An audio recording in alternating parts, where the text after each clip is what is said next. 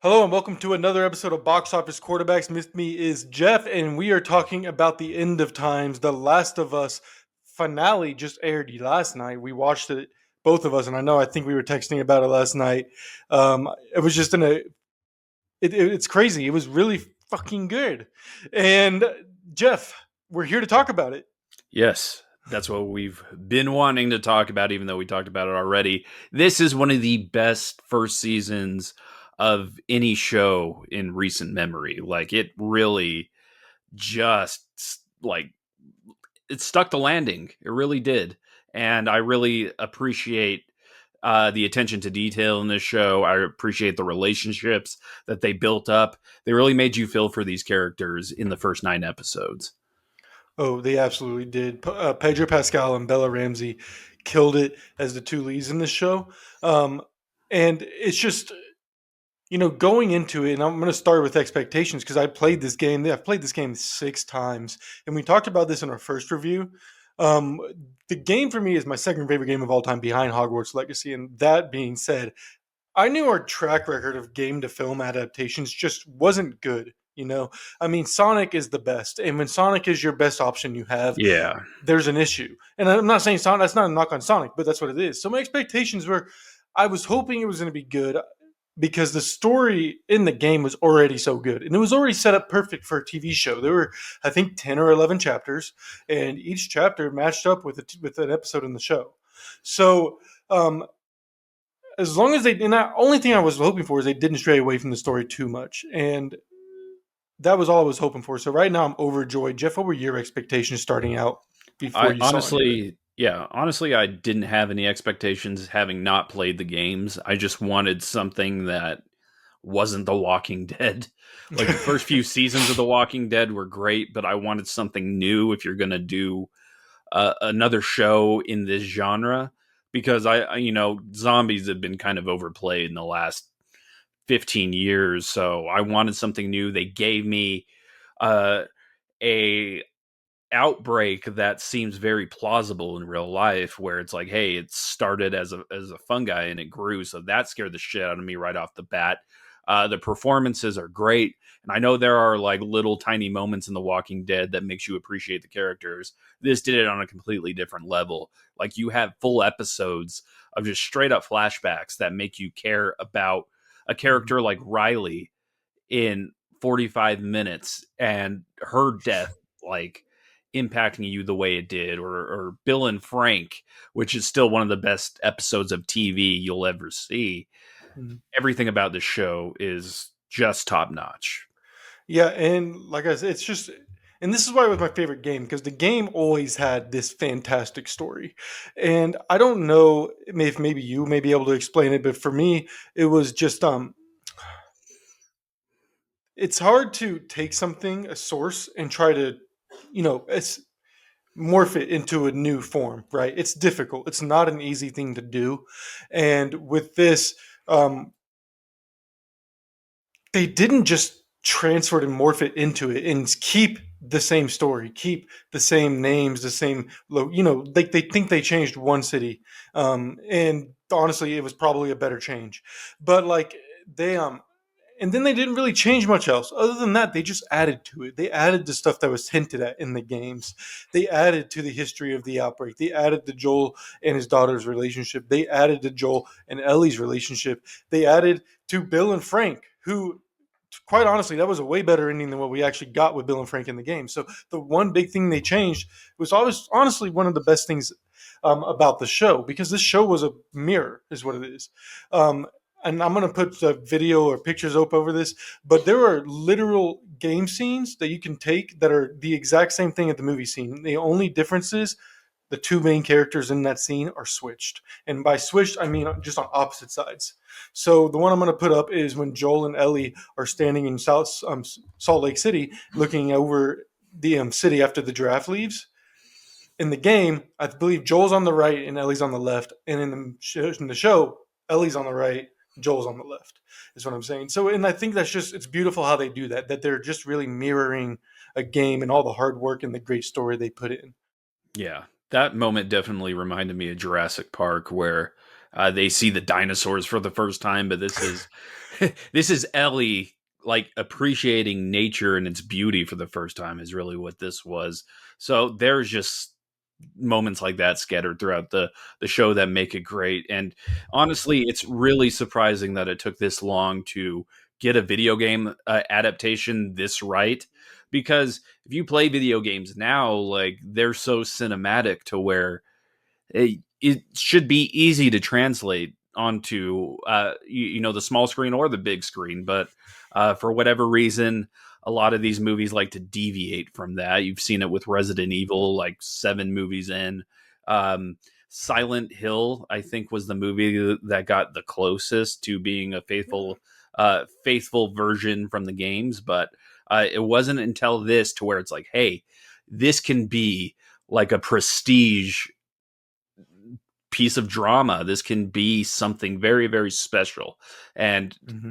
you know, now that we got it, I think the expectations are definitely raised for more adaptations in the future. Absolutely, especially with games like The Last of Us that had such great world building already, that enabled these creators to just kind of have this world already handed to them, right? Like nobody had to create Fedra, nobody had to create the Fireflies or Marlene or Ellie's backstory, any of it. It was already there. So some like it's just and they weren't afraid to use that as in working with Naughty Dog to bring that up was great. But Jeff, we spent the past several minutes just loving the show, and it is great. I don't think it's going to be a shocker or a spoiler to the viewers. We're going to give this a Hall of Fame rating, but what did you not like? There have to be a few things, right?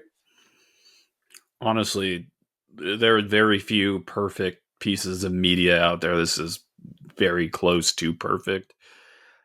I honestly can't find a single gripe, like right off the top of my head. I really can't. Like maybe saying like the finale should have been a little bit longer. Maybe that's my only gripe. Like maybe we could have used an extra 15 minutes to really let what happened in that hospital set in for Joel and the choice that he made and the ramifications that are gonna, you know, ripple out of that. Like maybe that's my only gripe. Yeah, no, I don't disagree, but also the game kind of ends just like that. I believe there's like one more thing where like, you're kind of traveling to Jackson, and but it's real quick, and Ellie just kind of she has this feeling, kind of like she does at the end of this one, and brings that up. So I mean, it ends just like the game, really. I do think that for me, I wasn't too afraid of the dead, and for what I like, the reason like I love those games is because not only was it a great story, it satisfied the nerd in me and being afraid of zombies and there being different kinds of zombies and all these, you know what I mean?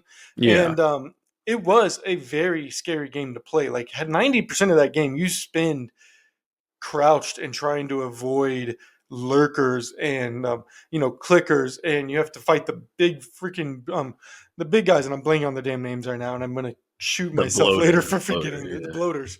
Yeah. But like it didn't feel like there was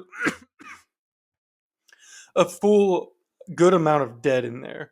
um Also, that being said though, the Last of Us also was so good because it had a story that told us that it's not the like into the world, like it's not the zombies that are the scariest thing, you know. Well, yeah. So at the same time, like it's a double-edged sword there. I also wasn't a huge fan on how they did the fungus stepping thing. um just didn't really like that. But I the last gripe is something that like I love what they gave us, but I wish they would have done more with it. And I believe it was like episode 3 or 4. They go to the sewers, and you get to see these images of like a school, what is a schoolhouse in a little community, and it was very obvious that people had died. Well, they had little pictures of paintings of these security guards, and one was said Ish.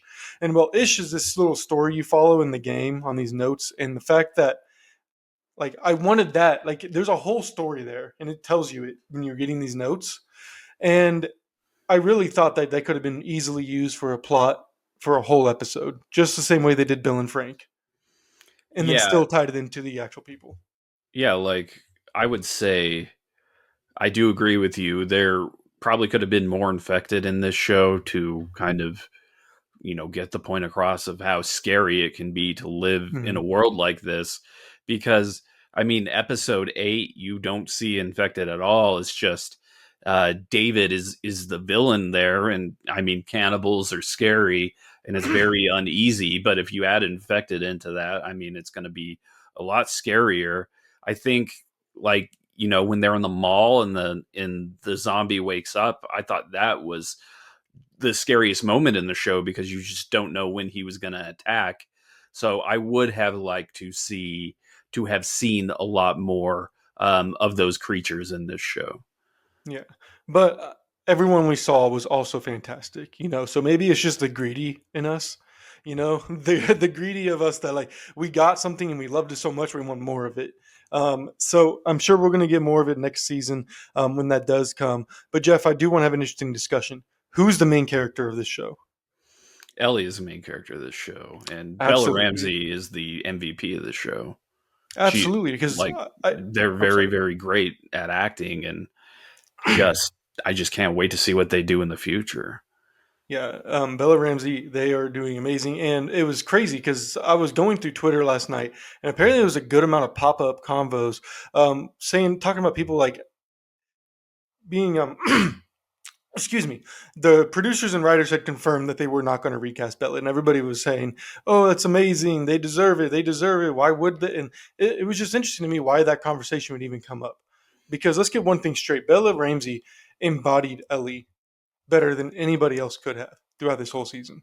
Yeah, I'm just so impressed with the acting performance there, and like in The Last of Us Part Two, Ellie's grown up, I guess, and like I mean, Bella can get into shape and be somebody who goes after Abby, and we can. I mean, Marvel actors do it all the time. They can do it too. So I see Mhm. no reason to recast the best part of this show. Well, and then the thing is, it's Ellie is 14 in the first game, and it's a 5 year period between the first and the last. So then the second one. So then she's 19 in the second one.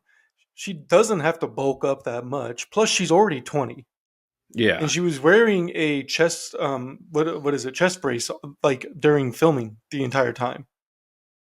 She's going to be perfectly freaking fine. And also, she why would you recast her? It makes no sense why you would do that.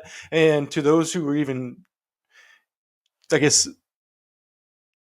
trying to get that to happen, like, stop, please.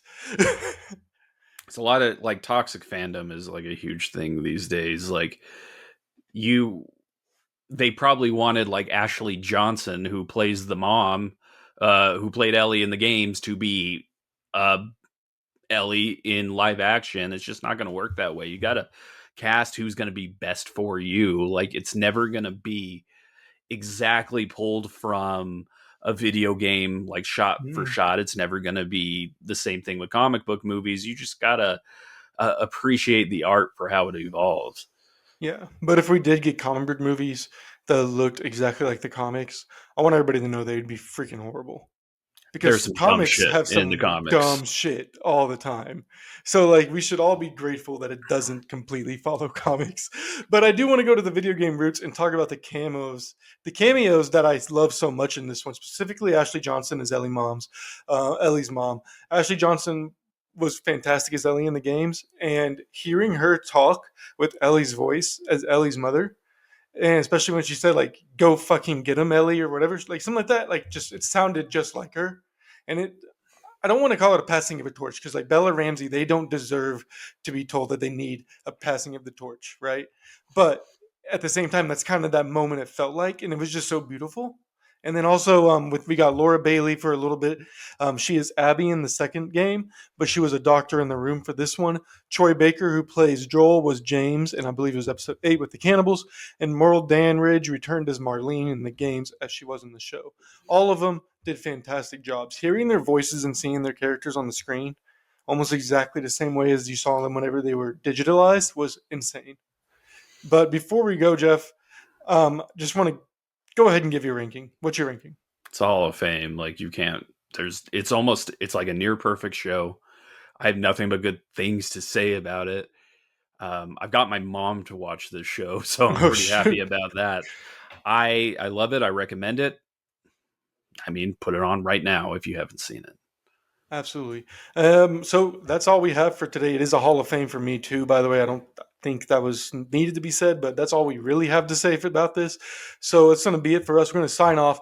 Let us know if you saw your favorite Easter eggs from this show, and also just make sure you're actually following us on social media and YouTube and all the good shit. Spotify, Twitter, TikTok, Spotify. I said Spotify twice.